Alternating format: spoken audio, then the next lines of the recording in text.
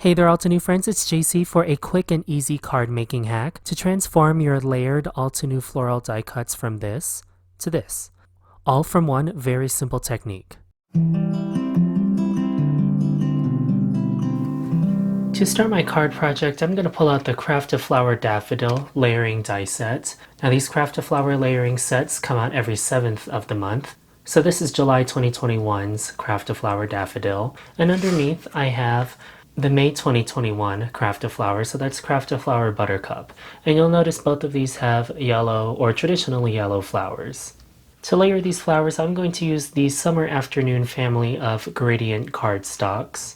And one of the dilemmas I run into when making similarly colored flowers is that one overshadows the other, or they both seem to blend into one another. And as you can see in the final layer example found on the Altenew packaging, that it may be difficult to distinguish these two shapes on such a small area like your card front.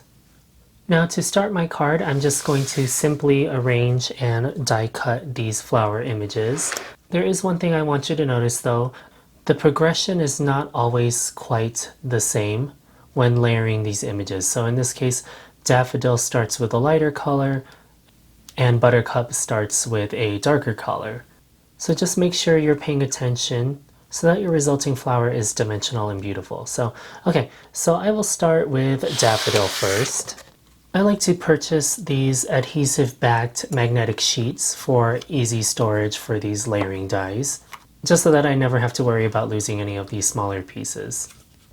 I have all my dies lined up in sequence according to the package instructions on the Altenew packaging. So now I will use my Altenew Mini Blossom die cutting machine to cut out all of these layers. So here are all my die cut layers for Craft-A-Flower Daffodil.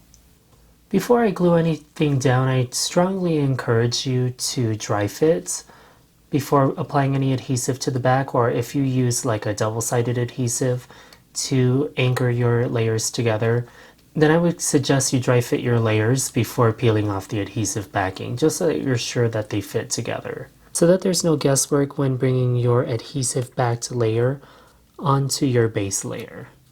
And I will do the same for this next detail layer. Is I will get the paper in a familiar orientation and see where my anchor points are.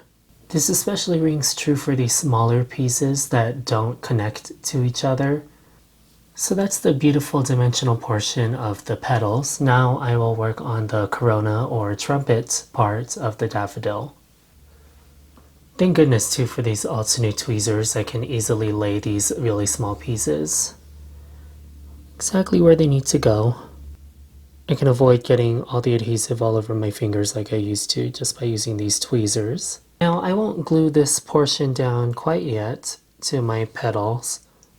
I'm going to set aside my entire assembled piece and work on the Craft-A-Flower Buttercup, the May 2021 Craft-A-Flower subscription die set.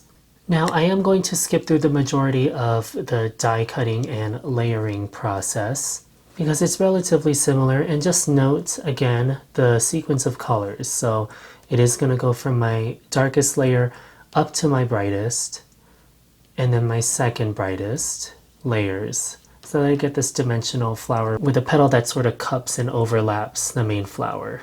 And one more thing to note about some of these Craft-A-Flower layers too is notice that some of your pieces are not going to connect to your main piece. So we saw that with the Craft-A-Flower Daffodil already, but especially in this one it's sort of easy to lose these two pieces that do not connect to the main image. So just make sure you're accounting for all the pieces in your die cut. And then again, I'm going to run all of these layers of cardstock through my Mini Blossom die cutting machine, and then adhere them on top of each other according to the layering guide found on the Altenew packaging. Here is my final assembly for the Buttercup flower. Now again, here's that portion of the petal that folds over onto the main image. So just like the daffodil, I won't adhere this down quite yet. Now you can see these images layer on top of each other really beautifully, and I think we're going to get a nice, really dimensional and interesting bouquet. But my main concern, and really the point of this quick tip video, is that I just don't want an area of yellow in the middle of my card. In fact, I do something similar with my Build-A-Flower flowers when layering them, and we can do the same principle onto these Craft Flower gradient cardstock type layering images. One of the things I've liked using recently are the detail blending brushes on my Craft Flower layering die sets. Now on my Build-A-Flower images, I like to use either the large ink blending brush or the small set of 4 ink blending brushes.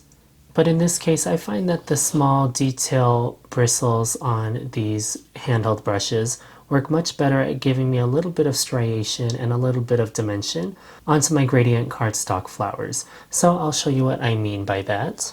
Since my filming surface is also my crafting surface, I'm going to quickly lay down one of the silicone stamping mats I have, just so I can protect my work surface for this technique.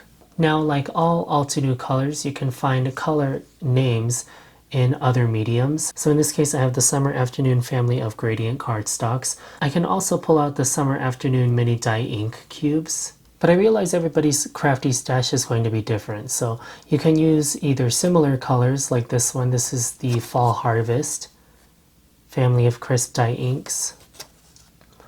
Or you can use analogous colors such as oranges or greens to start painting onto these layers. So I'm going to start with the Craft a Flower Daffodil first.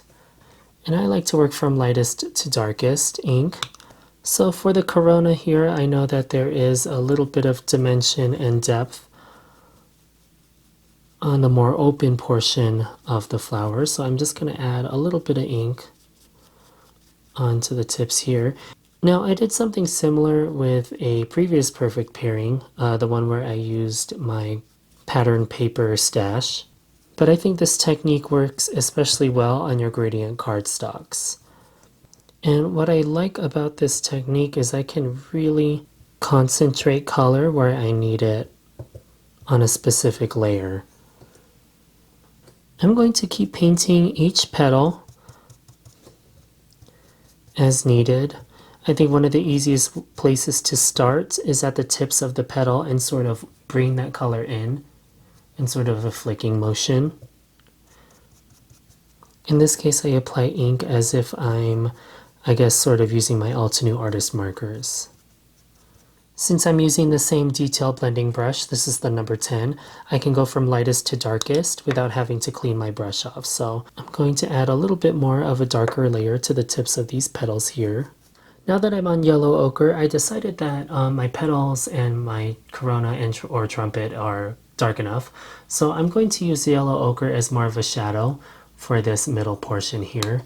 So I won't be applying too much more depth or color. I don't want to darken my flower too much. I still want it to translate as yellow when it's on my card front. So now I'm just adding a little shadowy area into the center just for a little bit of depth. And now I'm doing that swirling motion just so that there's a really smooth gradient from the center out. Now I think that looks good, but let's just go a little bit darker. So I'm going to move on to Sicilian Amber for the darkest layer and just deepen this center just a little bit more. Let me do one last check here.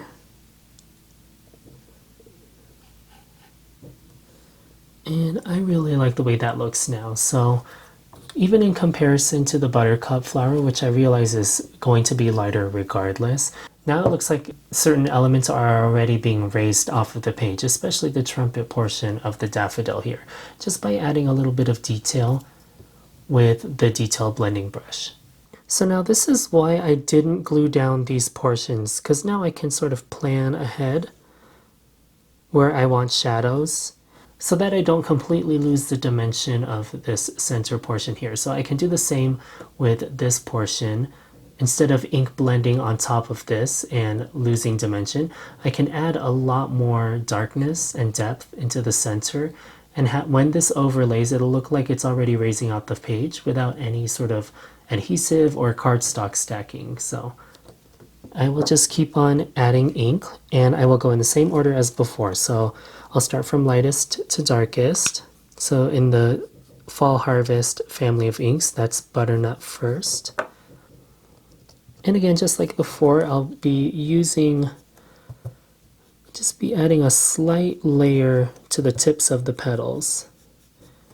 I was reading up a little bit about daffodils and I didn't realize they were so toxic. So a bouquet like this would be completely unrealistic because it would, I guess when daffodils accompany other flowers in a bouquet, cut daffodils will secrete a sort of mucin or mucus that clogs up flowers and prevents them from taking in water. So they'll wilt much faster when they're in a vase together. So anyway, sort of a side note there. Okay, so I'm going to move on to pumpkin pie and do the same thing. Just add a little bit of color to the tips of the petals.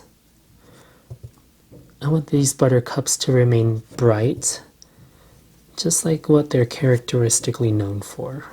I'm going to add a little bit of yellow ochre to the center and also to the very bottom of this flower. Now, I am keeping in mind that this portion, or this petal, is going to overlay this, so I don't care that it's a little bit messy. Just like so. So now if we do a before and after comparison of these two, we can see the sort of dimension that we get now just by adding a little bit of ink to your gradient cardstock layers. And because of the transparent properties of dye ink, by adding darker areas onto your flowers, your brights look brighter. And now there's a wider spectrum of color introduced into your flowers. And I like it because it just gives a little bit more drama and a little bit more mood. So I die cut a few of the supporting foliage images from both Crafty Flower Daffodil and Crafty Flower Buttercup. And I've just done a rough placement here of where I want foliage elements to go. I'm going to leave them mostly white except for a little bit of detail from the Altenew fine liner pen set. I figured the gradients and gradual gradation of color in the flowers will balance nicely with a little bit of outlining details from the fine liner pen set, and I'll show you what I mean. I'm going to use the 02 tip to sketch the outline of the leaves. And I'll do this for both Crafty Flower Daffodil and Crafty Flower Buttercup. For the most part, I'm going to leave it very simple and plain. Before I glue my whole bouquet onto a panel of craft cardstock, I am going to go ahead and adhere these top layers to each of the flowers using my Instant Dimension foam tape from Altenew. Before I finish assembling my card, I'm going to add a very simple sentiment from Sentiment Strips stamp set. I'm just going to use this Hello sentiment and stamp it in jet black crisp dye ink. I'm going to add a generous coating of white splatters throughout my craft cardstock background. I just always love the way white splatters look on craft cardstock. And that finishes my quick tip on adding ink blending on top of your gradient cardstock, craft a flower, or other layering flower die sets. You'll be surprised at how easy it is to add dark layers of ink in your flowers to give even more dimension in your final bouquet. And on top of this quick tip, I used Craft a Flower Daffodil and Craft a Flower Buttercup for this perfect pairing. Speaking of perfect pairing, my series airs every second and fourth Sunday of the month. Make sure you subscribe to the Altenew channel and hit the bell icon so that you don't miss any crafty tutorials from myself and my talented crafty friends.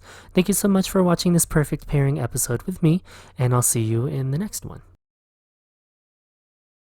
Hello there! Did that video just spark your creativity? And do you want more project ideas and inspiration videos too? Well, if you do, please make sure that you subscribe to the Altenew YouTube channel. Also, make sure that you do click that notification bell so you don't miss a video. Thanks so much for watching. Bye bye!